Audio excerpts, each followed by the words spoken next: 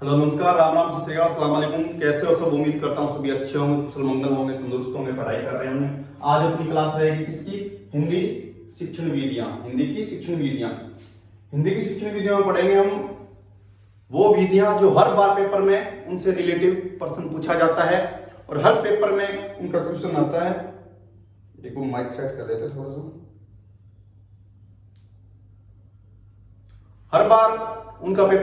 हर paper में प्रश्न पूछा जाता है। सीटेट का पीछे का हो, आने वाला हो, टेट का कोई भी ऐसा एग्जाम हो जिसमें टीचर लेवल में कौन सा भी एग्जाम हो जिसमें उनका प्रश्न नहीं आता, ऐसा कोई एग्जाम नहीं बचता। तो हमारी कुछ महत्वपूर्ण विधियां रहेंगी, जैसे व्याकरण विधि, व्याख्यान विधि, भंडारकर विधि, भाषा संसर्ग विधि है ये, ठीक है। प्रत्यक्ष विधि, सूत्र विधि, निगम विधि और आगमन विधि, ठीक है। तो चलिए शुरू करते हैं। लाइक शेयर सब्सक्राइब आप कर ही देंगे। जिन्होंने चैनल सब्सक्राइब नहीं किया है वो सब्सक्राइब कर लीजिए ताकि आपको नई क्लास की नोटिफिकेशन मिलती रहे। पीडीएफ आपको टेलीग्राम पे मिल जाएगी। यह रहेगा अपना शुरुआती दौर। पहला, गत शिक्षण की विधियां। गत शिक्षण होता है, एक होता है गत शिक्षण, एक होता है पद शिक्षण। गत शिक्षण मतलब पद शिक्षण जो होता है कविताओं का, पद तो होता है कविताएं, उन्हें बोला जाता है पद। गद होता है जो पैराग्राफ होते हैं, कहानी होती है, किसी के बारे में कुछ लिखा हुआ है, किसी की जीवनी लिखी हुई है, किसी का विचार लिखे हुए हैं, इन्होंने किसी के बारे में लिखा है, वो होता है पद, ठीक है। सॉरी, वो होता है गद्य, कविता, पोइट्री होती है, वो होता है पद। तो गद्य शिक्षण की महत्वपूर्ण विधियां कौन सी? एक तो है अर्थबोध विधि, दूसरा है आदर्श विधि। अर्थबोध विधि, अर्थबोध विधि शब्द में सबसे पता चल रहा है कि अर्थबोध विधि, इस विधि के अंतर्गत अध्यापक शब्दार्थ बताकर वाक्यों की व्याख्या करता है। कोई पैराग्राफ है, किसी के बारे में कोई कहानी लिखी है, उसमें कोई शब्द आ गए जिनका अर्थ बच्चों को नहीं आता, वो समझ नहीं पा रहे हैं, तो अध्यापक उन शब्दों का अर्थ बताएगा और बच्चों को बताएगा। बच्चे बैठे हुए सुनेंगे, आराम से निष्क्रिय रह के सुनेंगे। इस वजह से ये विधि बच्चों के लिए उतनी महत्वपूर्ण नहीं है और सक्रिय रूप से भाग नहीं लेते तो बच्चों का विकास नहीं हो पाता, ठीक है, मानसिक विकास नहीं कर पाती। बताकर वाक्यों की व्याख्या करता है, छात्रों का सक्रिय सहयोग नहीं होता। यह विधि छात्रों को मानसिक विकास नहीं कर पाती, वो कल्पना नहीं कर सकते, सोच नहीं सकते, क्योंकि उन्हें अध्यापक आदर्श वाचन कर रहा है, बच्चे उनके पीछे नहीं तो अनुकूल वाचन कर रहे हैं, नहीं कुछ और, वो बस आराम से सुन रहे हैं। श्रोता, निष्क्रिय श्रोता बनकर सुना जाता है। इस वजह से बच्चों का मानसिक विकास नहीं करती। ये होती है आपकी अर्थबोध विधि। फिर आपकी नेक्स्ट दूसरी है आदर्श विधि। आदर्श विधि, यह विधि हर्बर्ट की पंचपदीय प्रणाली पर आधारित है। हर्बर्ट की पंचपदीय प्रणाली क्या थी?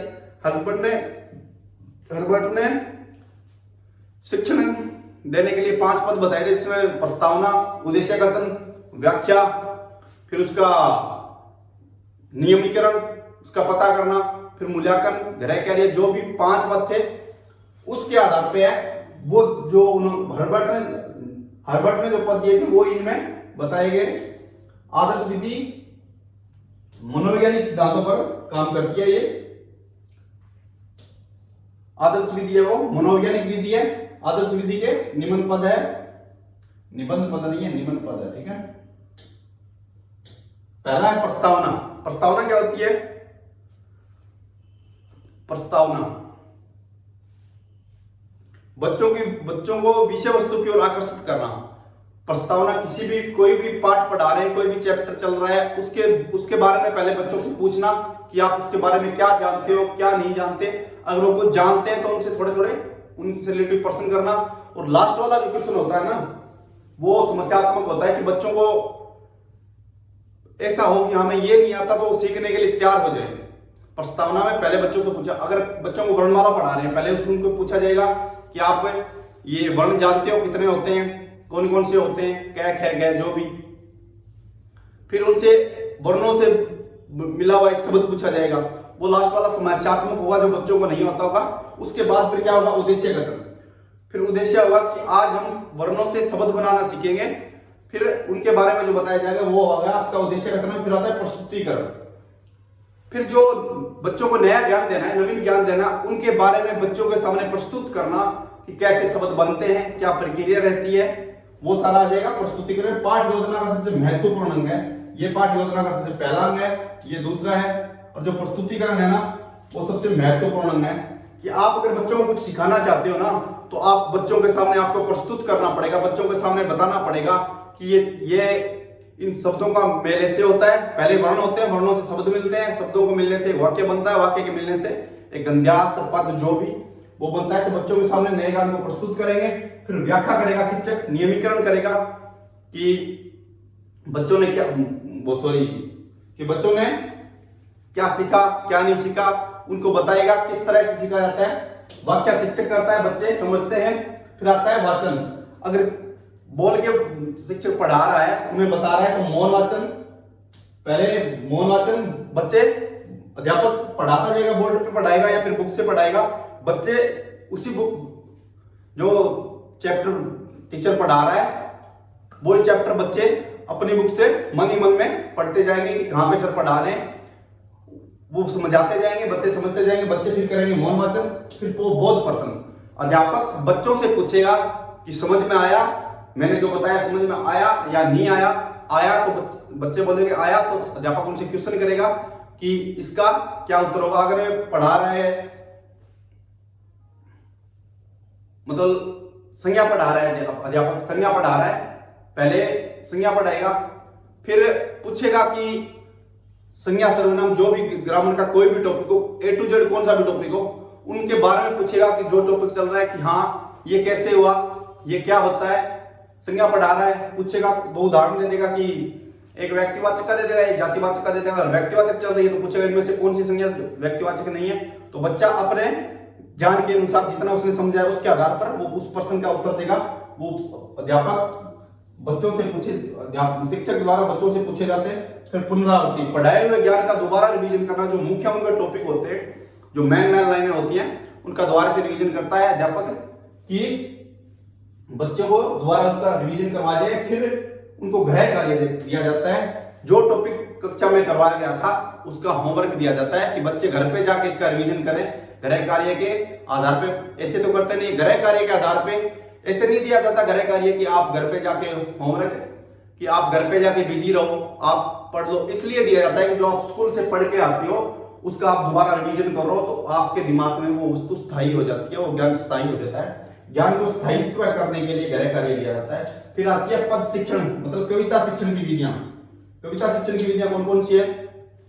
कविता शिक्षण की विधियों का महत्व क्या है, क्यों पढ़ाया जाता है? एक तो गद्य शिक्षण की विधियां होगी, दूसरी होगी पद शिक्षण। कविता शिक्षण में कल्पना शक्ति को विकसित करना, सर्जनात्मक शक्ति को विकसित करना। कल्पना शक्ति, कोई कविता पढ़ा रहे हैं बच्चे में, उसके बारे में उसके दिमाग में इमेज बनना, छायाचित्र बनना कि हाँ एक्चुअल में ऐसा था क्या। जैसे अपने वो कविता है ना, जो चली सन 57 में, वो तलवार पुरानी थी, खूब लड़ी मर्दानी, वो तो झांसी वाली रानी थी। तो मतलब उनके दिमाग में एक इमेज बनाना, एक मूवी की तरह बनाना कि हाँ एक्चुअल में ऐसा था, ऐसे लड़े थे वो लोग, जो योद्धा थे, जो सूरवीर थे, उन्होंने ऐसे लड़ाई की थी, ऐसे अपने दुश्मनों को हराया था। तो उनकी कल्पना शक्ति, मतलब उसके बारे में वो सोच सके, उसको विकसित करना।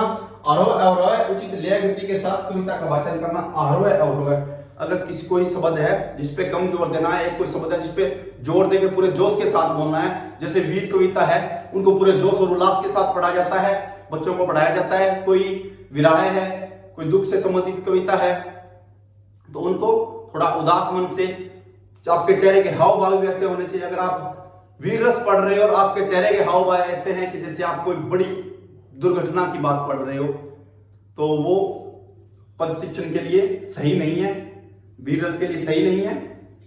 आरोह अवरोह उचित लय गति के साथ कविता का वाचन करना, कविता के भाव को समझना कि कविता के भाव क्या है, एक तो प्रेम से रिलेटिव है या फिर हर्ष उल्लास से रिलेटिव है या वीर रस से रिलेटिव है। तो पद शिक्षण की ये कुछ बातें थी। फिर आता है प्राथमिक स्तर पर कविता शिक्षण के प्रमुख उद्देश्य,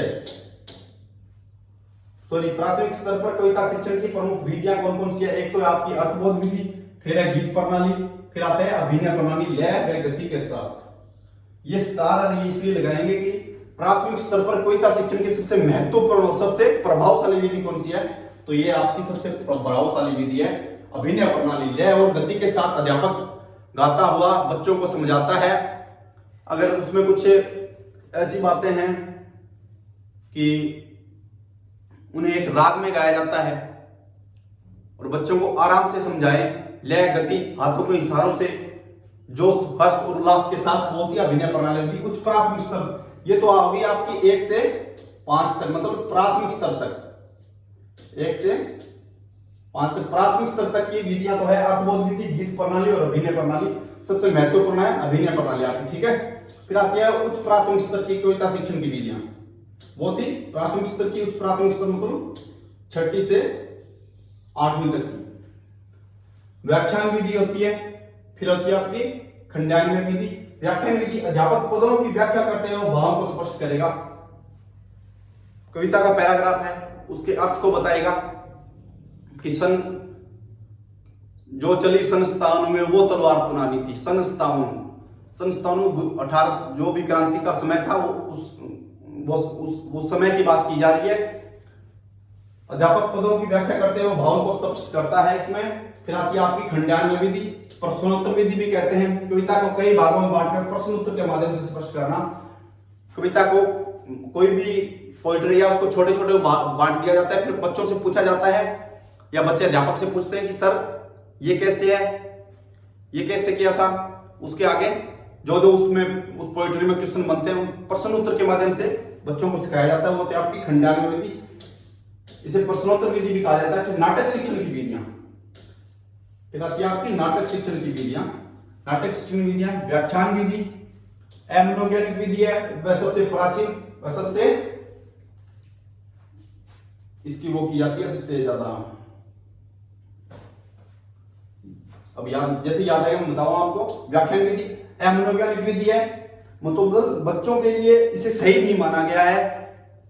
एमनोगेनिक विधि है, सबसे प्राचीन विधि है, पुराने समय से चली आ रही है। जब शिक्षा का दौर था, शुरुआत में शिक्षा शुरू हुई थी, उस समय से व्याख्यान विधि से अध्यापक व्याख्या करता था, बच्चे बैठ के सुनते थे, समझ में आया तो ठीक है, नहीं आया तो ठीक है। व्याख्यान विधि एमनोगेनिक विधि है। फिर आता है आपका कक्षा अभिनय विधि। नाटक शिक्षण की सर्वश्रेष्ठ विधि कौन सी है? कक्षा अभिनय विधि। इंपॉर्टेंट कर लीजिए इसे। कक्षा अभिनय विधि नाटक शिक्षण की सबसे बच्चों को कलात्मक और अपने हाव भाव और अपनी प्रस्तुति देने के लिए कक्षा अभिनय विधि नाटक शिक्षण की सर्वश्रेष्ठ विधि है। छात्रों द्वारा अभिनय किया जाता है, ठीक है। बच्चे नाच कर, गाकर, सुनकर, कूदकर जो भी नाटक में प्रतिक्रिया था वो सारे करके बच्चे सीखते हैं। फिर आता है प्रयोग विधि, रंगमंच अभिनय विधि भी कहा जाता है। इस पत्रों के अनुकूल वेशभूषा, पात्रों के अनुकूल वेशभूषा है। परिस्थिति के अनुकूल वातावरण में अभिनय किया जाता है। यह सबसे खर्चीली विधि है, रंगमंच अभिनय या प्रयोग विधि। पात्रों के अनुकूल, जैसे रामायण महाभारत जो भी है उनमें जो पात्र होंगे, श्री राम की ड्रेस होगी, वो उसमें कक्षा में जो बच्चा हो श्री राम की ड्रेस पहनेगा।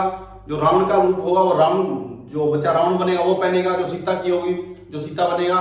जो भी अलग अलग पात्र होते हैं उनके हिसाब से उनको वेशभूषा दी जाती है, उनके हिसाब से वातावरण तैयार किया जाता है, जैसे अपने महाभारत उनमें होता था। और पर्दे लगाना कक्षा में, बैकग्राउंड वैसा करना जैसा महाभारत में होता था, उस डिजाइन के पर्दे लगाना। तो इसलिए इसे सबसे खर्चीली विधि माना जाता है, क्योंकि वेशभूषा के पैसे लगते हैं तो खर्च होता है। वातावरण वैसा एनवायरनमेंट तैयार करना तो सबसे ज्यादा पैसे लगते हैं, तो सबसे खर्चीली विधि है। फिर चलते हैं अपन नेक्स्ट, व्याकरण शिक्षण की विधियां। वीडियो के प्रत्येक पेपर में 2 या 3 प्रश्न पूछे जाते हैं, चाहे वो कौन सा भी टाइप का हो, ठीक है। तो अच्छे से पढ़ें, बेसिक करवाया जा रहा है आपको, जो एग्जाम में आएगा एक्स्ट्रा नहीं है। पाठ्य पुस्तक प्रणाली व्याकरण शिक्षण की विधियों में से महत्वपूर्ण है। पाठ्य पुस्तक प्रणाली, आगमन विधि, निगमन विधि, सूत्र विधि, भाषा संसर्ग विधि, भंडारकर विधि और प्रत्यक्ष विधि, ठीक है। अब इनके बारे में अपन एक के बारे में पढ़ेंगे, कौन सी विधि के क्या रूल है, कौन सी विधि कहां से कैसे सिखाती है, उनके नियम कानून कायदे कैसे हैं। तो चलिए शुरू करते हैं। पहली टिप्पणी आती है पाठ्य पुस्तक प्रणाली। पाठ्य पुस्तक प्रणाली व्याकरण के परिभाषाएं और सिद्धांत रटा दिए जाते हैं। जैसे संज्ञा, सर्वनाम, विशेषण, क्रिया, उनकी परिभाषाएं रटा दी जाएगी। किसी व्यक्ति, वस्तु, स्थान आदि के नाम को संज्ञा कहते हैं। संज्ञा के स्थान पर काम आने वाले शब्द होते हैं वो सर्वनाम कहलाते हैं, और संज्ञा और सर्वनाम की विशेषता बताने वाले विशेषण कहलाते हैं। उनकी परिभाषाएं बच्चों को रटा दी जाएगी, ना कि उन्हें समझाया जाएगा। सीधा रटाना मतलब रट्टाफिकेशन पे है। ये एक अमनोवैज्ञानिक विधि है जहां पे बच्चों के हित की बात नहीं की जाए, जहां पे बच्चों के लिए बात नहीं की जाए, वो अमनोवैज्ञानिक विधि होती है। बच्चों को डायरेक्ट वे में सिखाना मतलब उनको बिना सोचे उन्हें बिना समझी हुई चीज लंबे समय तक याद रहती है, पर रटी हुई चीज थोड़े समय तक याद रहती है। पर आजकल तो रट्टाफिकेशन है, रट्टाफिकेशन लगभग रट के ही याद रहती है। समझने में वक्त ज्यादा लगता है, बच्चों के पास वक्त है नहीं, इसलिए रटते हैं। पाठ्यपुस्तक प्रणाली व्याकरण की परिभाषा और सिद्धांत रटा दिए जाते हैं। संज्ञा, क्रिया, सर्वनाम, विशेषण के भेद बता दिए जाते हैं। संज्ञा नहीं है, संज्ञा है। आज बहुत ज्यादा मिस्टेक कर दी। संज्ञा, क्रिया, सर्वनाम, विशेषण के भेद बता दिए जाते हैं कि संज्ञा 3 प्रकार की होती है, सर्वनाम 6 प्रकार के होते हैं, विशेषण जितने होते हैं वो उनके भेद बता दिए जाते हैं कि व्यक्तिवाचक संज्ञा, जातिवाचक संज्ञा और भाववाचक संज्ञा होती है। उनको समझाया नहीं जाता, उदाहरण के माध्यम से नहीं बताया। फिर आती है आपकी आगमन विधि, उदाहरण के माध्यम से बताया जाता है। उदाहरणों की सहायता से नियमों व सूत्रों की स्थापना की जाती है। अगर संज्ञा के बारे में बता रहे हैं, पहले संज्ञा के उदाहरण देंगे, फिर उन उदाहरणों से संज्ञा की परिभाषा बनाएंगे। अगर सर्वनाम पढ़ा रहे हैं तो पहले सर्वनाम बताएंगे, सर्वनाम शब्द बताएंगे कि ये नाम होते हैं, ये शब्द होते हैं, वो सर्वनाम होते हैं।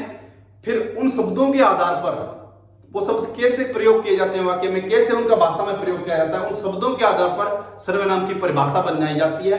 इस विधि में, आगमन विधि में, ठीक है। उदाहरण से नियम, मूर्त से अमूर्त, ज्ञात से ज्ञात, प्रत्यक्ष से प्रमाण, विशिष्ट से सामान्य की ओर चलती है। उदाहरण से नियम पहले बता दिया कि कक्षा में जितने भी बच्चे बैठे हैं उन सब का नाम संज्ञा है। आप जो भी चीज देख पा रहे हो, जो भी सुनते हो, जो भी देखते हो, वो सब संज्ञा है।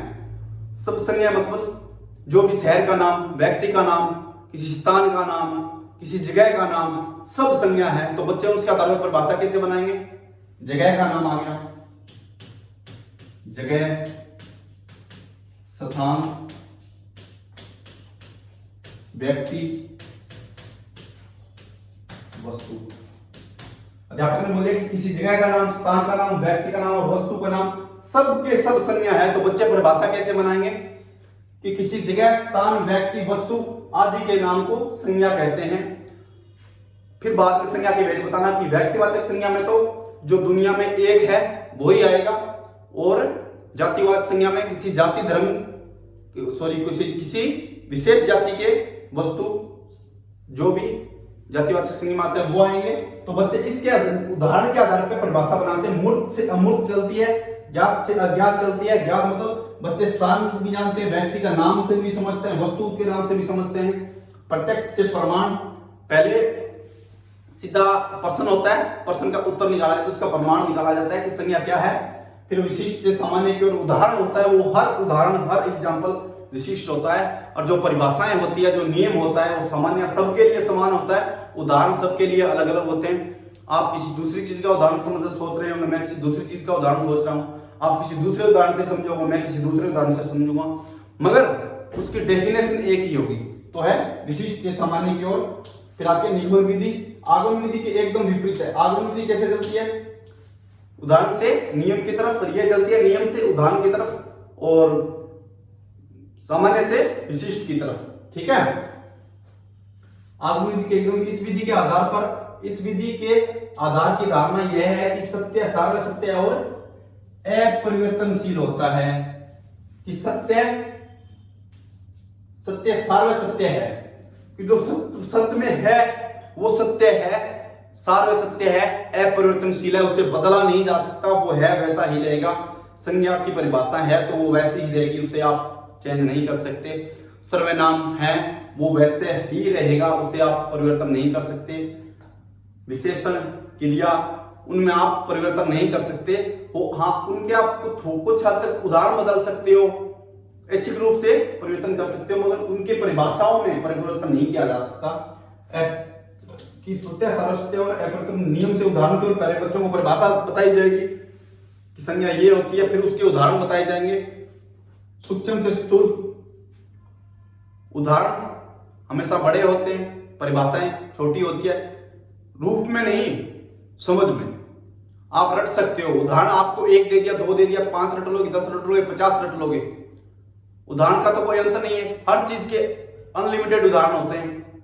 तो सूक्ष्म से स्थूल पहले परिभाषा रटाई जाती है, बाद में बच्चों को उदाहरण के माध्यम से सामान्य से विशिष्ट, अभी बताया उदाहरण होता है वो हमेशा विशिष्ट होता है, अपने आप में अलग होता है, नियम सामान्य होता है। अज्ञात से ज्ञात बच्चे को पता नहीं होता कि संज्ञा क्या होती है, अज्ञात परिभाषा के माध्यम से उतना नहीं समझ पाएगा जितना कि उदाहरण के माध्यम से समझ पाए। अमूर्त से मूर्त की ओर चलते हैं। फिर चलते हैं अपन सूत्र विधि। निगमन विधि का बड़ा रूप होता है ये। जैसे निगमन विधि नियम से उदाहरण की ओर चलती है, वैसे सूत्र विधि का रूल है। एकमात्र विधि जो संस्कृत से हिंदी में आई, कौन सी विधि है वो? संस्कृत से हिंदी में आई, इंपोर्टेंट कर लो, आ सकता है। व्याकरण के नियम व सिद्धांतों को छोटे छोटे सूत्रों में बांध दिया जाता है एवं सूत्र छात्रों को रटा दिए जाते हैं। जैसे आगमन विधि में भी, निगमन विधि में जैसे बच्चों को नियम परिभाषाएं बताई जाती है, वैसे ही सूत्र विधि में बच्चों को एक बड़ी परिभाषा उसको छोटा छोटा टुकड़े में कर देंगे। जैसे संज्ञा है, सर्वनाम है। संज्ञा पे ले लेते हैं अपन, किसी व्यक्ति, स्थान, जगह व वस्तु के नाम को संज्ञा कहते हैं।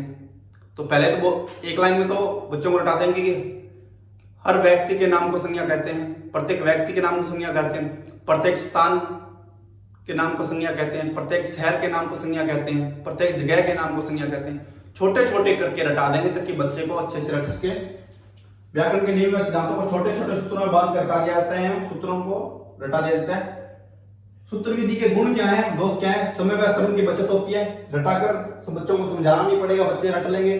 समय व श्रम की बचत होती है, अध्यापक को कम श्रम करना पड़ेगा। श्रम मतलब कम मेहनत करनी पड़ेगी, बच्चों के सामने कम दिमाग लड़ाना पड़ेगा। पाठ्यक्रम समय पर पूरा होता है, जो सिलेबस होता है वो आपका लिमिटेड समय में पूरा हो जाता है, ताकि जितना जल्दी अध्यापक बच्चों को रटाकर करवाएगा, बिना सोचे बिना समझाए करवाएगा, जल्दी जल्दी पढ़ा, बच्चों को रटाया, याद करवाया, चलो। पाठ्यक्रम समय पर पूरा होता है, सिलेबस लिमिटेड समय में पूरा हो जाता है। स्मरण शक्ति का विकास होता है, जब बच्चा रटेगा तो उसकी स्मरण शक्ति का विकास होगा ही, तो इस विधि में स्मरण शक्ति का विकास होता है। इसके दोष क्या कहते हैं? रटने की आदत के कारण चिंतन में तर्क शक्ति का विकसित नहीं हो, चिंतन में तर्क शक्ति विकसित नहीं होगी। बच्चा रट रहा है, उसको समझ नहीं पाएगा कि ऐसा ही क्यों होता है। संज्ञा के हर व्यक्ति के नाम को ही संज्ञा क्यों कहा जाता है, हर व्यक्ति के नाम को व्यक्तिवाचक संज्ञा क्यों कहा जाता है, जातिवाचक क्यों नहीं कहा जाता। अगर उसके रूल कानून कायदे नहीं बताए जाएंगे तो उसके समझ में तर्क शक्ति का विकास नहीं होगा। बच्चा रटी गई विषय वस्तु को लंबे समय तक याद नहीं पाएगा, रटी हुई चीज वैसे भी लंबे समय तक याद नहीं पाती, समझी हुई चीज लंबे समय तक याद रहती है। तो फिर चलते हैं अपन नेक्स्ट, भाषा संसर्ग विधि। भाषा के सिद्धांतिक पक्ष पर बल नहीं देकर बाहरी पक्ष पर बल दिया जाता है। व्याकरण के नियम को ज्ञान करवाए बिना भाषा के शुद्ध रूप का अवसर प्रदान कर छात्रों को भाषा का शुद्ध प्रयोग करना सिखाया जाता है। सैद्धांतिक पक्ष होता है भाषा की लिपि क्या है, कौन सी भाषा है, कैसे लिखी जाती है, कैसे पढ़ी जाती है, उन सबको छोड़कर, ग्रामर का ज्ञान छोड़कर भाषा का शुद्ध प्रयोग करना, भाषा को अच्छे से बोलना, समझना। डायरेक्ट मेथड प्रत्यक्ष विधि होती है, उससे मिलती जुलती कुछ है। व्यवहारिक पक्ष पर जोर दिया जाता है, जो व्यवहार में आने वाली होती है, जिसे अपन बोलते हैं वो व्यवहार में आता है, अपन अभिव्यक्त कर पाते हैं।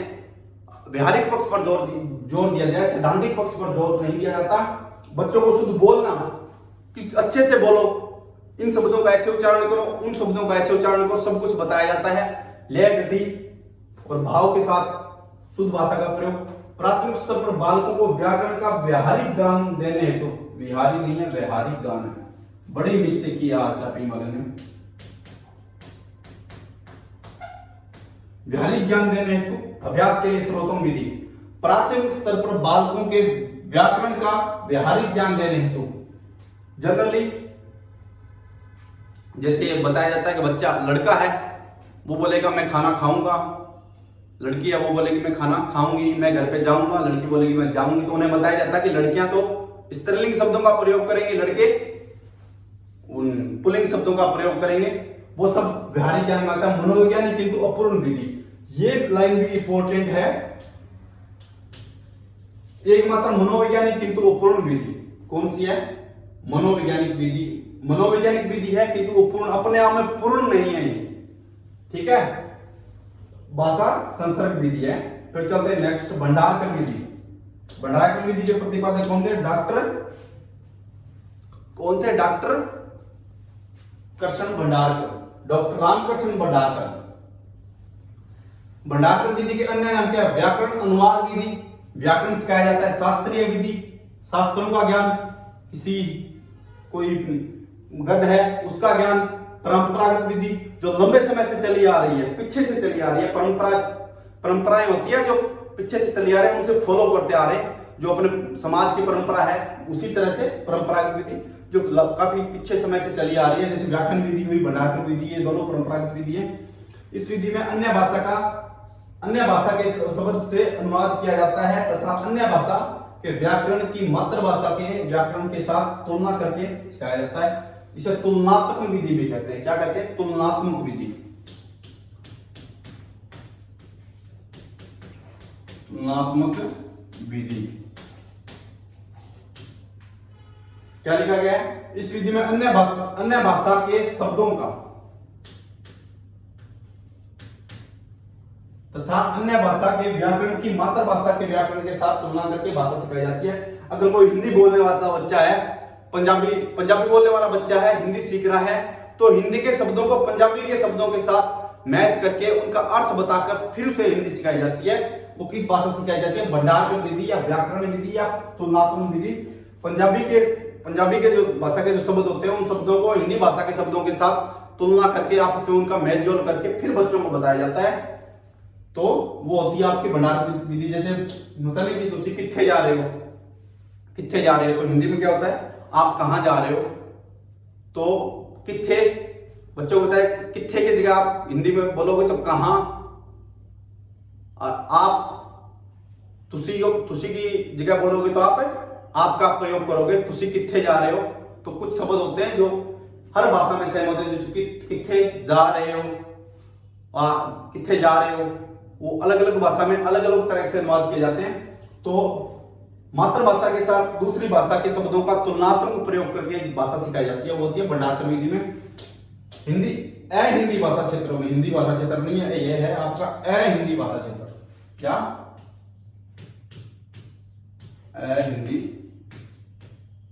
हिंदी भाषा क्षेत्र में बहुत उपयोगी है।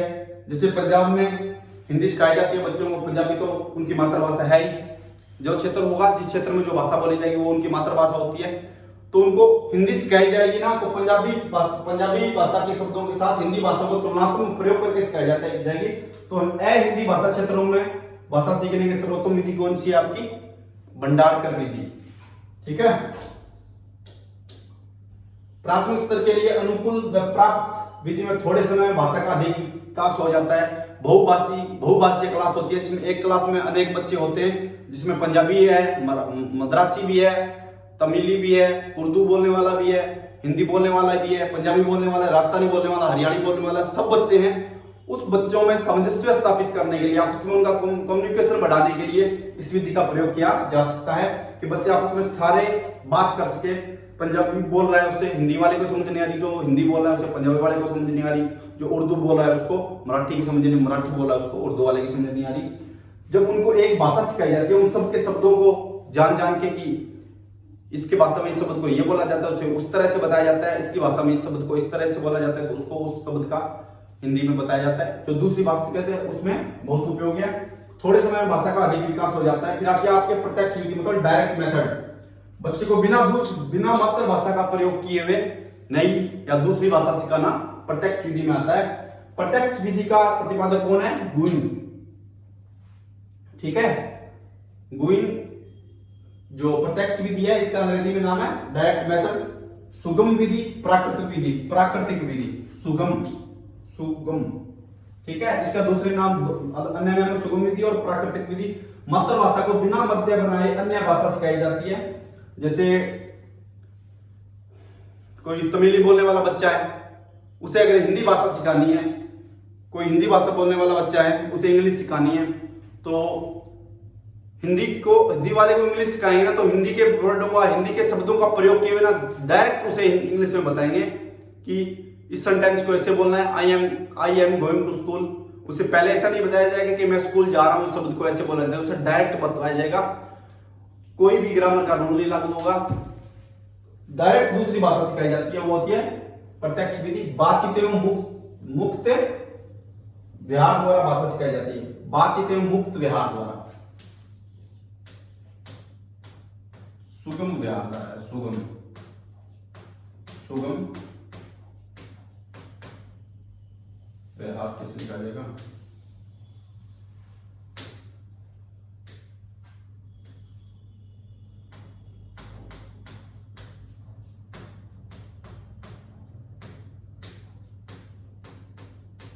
बातचीत एवं सुगम व्यवहार द्वारा भाषा सिखाई जाती है।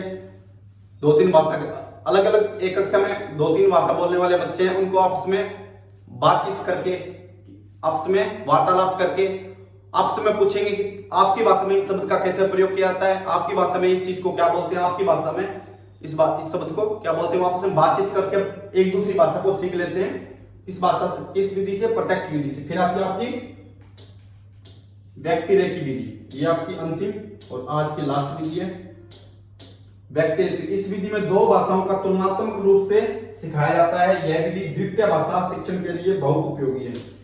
पूछा जाए द्वितीय भाषा शिक्षण के लिए कौन सर्वाधिक उपयोगी विधि कौन सी है? व्यक्तिरेखी विधि। इसे संप्रेषण, भाषा संप्रेषण विधि भी बोलते हैं, ठीक है। बातचीत करके सिखाया जाता है। इस विधि में दो भाषाओं को तुलनात्मक रूप से सिखाया जाता है। यह विधि द्वितीय भाषा शिक्षण के लिए बहुत उपयोगी है। द्वितीय भाषा शिक्षण की सूक्ष्म इकाई क्या होती है? अगर पूछा जाए द्वितीय भाषा शिक्षण की सूक्ष्म इकाई क्या होती है, तो वाक्य। द्वितीय भाषा शिक्षण की सूक्ष्म इकाई, अगर आपको दूसरी भाषा सीखनी है तो शब्द नहीं, आपको वाक्य सीखने पड़ेंगे। वाक्य के आधार पे आप भाषा सीखोगे दूसरी। पहली भाषा तो आप छोटे छोटे शब्दों को मिलाकर वाक्य बनाना सीखते हो, फिर उन वाक्यों को बनाकर आप दूसरी भाषा सीखोगे। यह है तुलनात्मक रूप से सिखाया जाता है, मतलब पंजाबी बोलने वाले बच्चे को हिंदी सिखाना। वो जो ऊपर बताया था ना आपको, तुसी कित्थे जा रहे हो, तुसी केड़े पिंड दे हो, तो उसे पूछा आप कौन से गांव के हो, ऊपर तो लिखा जाएगा उसकी भाषा जो वो समझ सके, ठीक। कि तुसी कित्थे जा रहे हो नीचे लिखा जाएगा तुसी, पहले ऊपर जो भी सेंटेंस हो, तुसी केड़े पिंड दे हो, तुसी कित्थों बिलोंग करते हो, उसकी भाषा में लिखा जाएगा। जो बच्चा भाषा जिस भाषा को बच्चा जानता है, फिर जो बच्चा जो भाषा उस बच्चे को सिखाई जा रही है, उसके नीचे उस भाषा का सेंटेंस लिखा जाएगा। फिर उन दोनों की तुलना करते हुए कि इस शब्द को इस भाषा में ये शब्द ये बोला जाता है, इस भाषा आप वाली भाषा में ये बोला जाता है, जो आप सीख रहे हो उसमें ये बोला जाता है। ऐसे तुलना करके पढ़ाया जाता है। तो कैसे लगी आपको आज की क्लास? अगर अच्छी लगी हो तो लाइक शेयर सब्सक्राइब कर दीजिए। मिलते हैं आज शाम को CDP की क्लास में। तब तक के लिए सभी को all the best. See you, take care.